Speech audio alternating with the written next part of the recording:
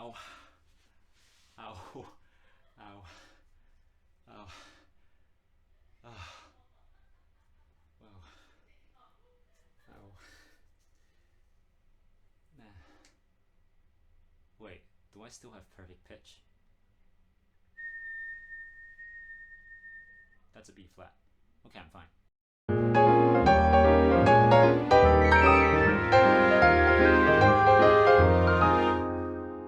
If you're part of a band, there's always this perfect pitch player who seems to annoy the crap out of everyone by showing just how quickly they can name chords, notes, and key signatures.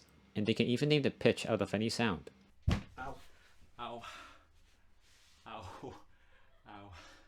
Having perfect pitch is considered as a rare musical gift which brings tremendous benefits in transposing, composing, and analyzing music.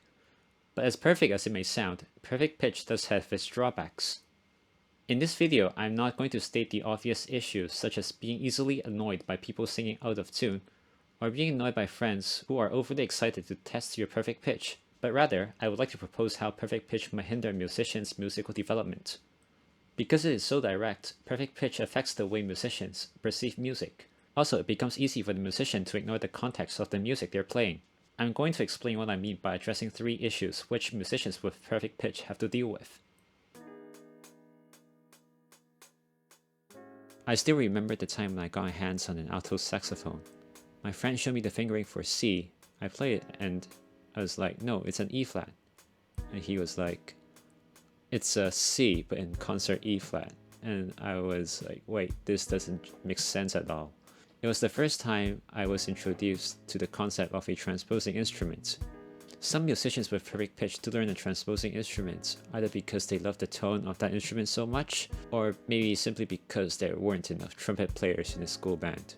In any case, adjusting to the new pitch can be extremely irritating.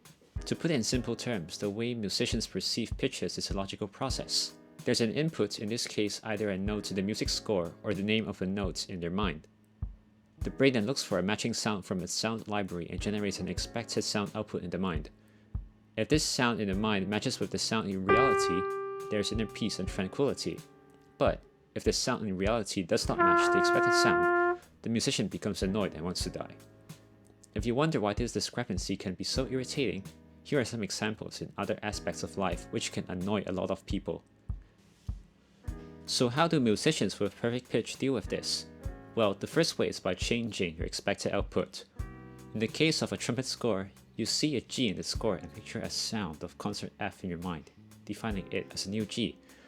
This is a more difficult way as the player would have to recalibrate the definition on pitches.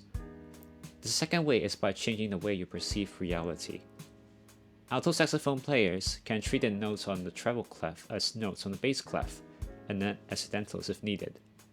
It is quite helpful until you get scores with 5 sharps, which there isn't really enough time to think about. Another way is by associating a note less to a sound but to a fingering. Although it usually produces an accurate pitch, the discrepancy in the mind with the sound could still affect the color of the tone. Or you learn the notes on the score so well that you don't need to rely on reading them, but that doesn't help with sight reading. Or let's just avoid playing transposing instruments so that we don't need to confuse ourselves.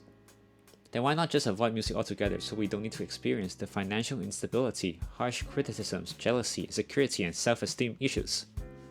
The best way is still to spend more time with the instrument and transposing the music until it becomes a natural process. Yeah, we just have to get used to it and develop confidence. And that is one thing I admire musicians without perfect pitch, is that they can play these instruments naturally without minding the difference between the written and concert pitch. The next 2 issues I would like to talk about are faced by all musicians generally, but are easily neglected by musicians who have perfect pitch. You may be wondering how musicians with perfect pitch recognize chords so quickly. Before we have proper ear training, the way we recognize chords is by identifying individual notes in the chord. For example, I know this is a C7 sharp 9 because I could hear the C, E, B flat, and the E flat. You may wonder, isn't this a convenient way to identify chords? Yes, it is, but the problem is, although a chord is technically formed by 3 or more notes, recognizing these pitches don't really mean anything because the quality of a chord isn't given by the pitches of the notes, but by the consonants and dissonance intervals in between them. Simply knowing the name of the notes in a chord doesn't really mean anything if you couldn't recognize the intervals. But why is it so important to recognize intervals? Because notes on their own don't communicate. Just like people, you can't really call a group of people a community if there are no interactions among them. And for chords, it is the combination of intervals which provides the quality of the chord and allows your audience to interpret its meaning. Music is about communicating a message to the audience, whether you want to give hope or express your despair or loneliness. These emotions are expressed through beautiful melodies of a song, and its feelings are supported and amplified by chords, which are formed by a combination of intervals. Therefore, a better way to identify chords would be to recognize the intervals in a chord.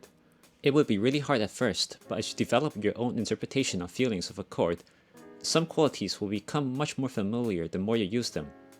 Let's take a C7 sharp 9 as an example. The reason why we know it's in sharp 9 chord is because of the minor third or minor 10th interval between the top note and the root. There is also a tritone interval in the middle, which makes it a dominant chord. Some people believe that musicians with perfect pitch are bad with music theory. The issue isn't that they couldn't be good at it, it's just that the importance of theory is easily ignored. Dealing with chord progressions is one of them. It is the same issue as the previous one we mentioned before, in that musicians can only recognize notes but not their functions. For musicians with perfect pitch who don't know about chord progressions, the progression for Don't Stop Believing will be E flat major, B flat major, C minor, and then E flat major.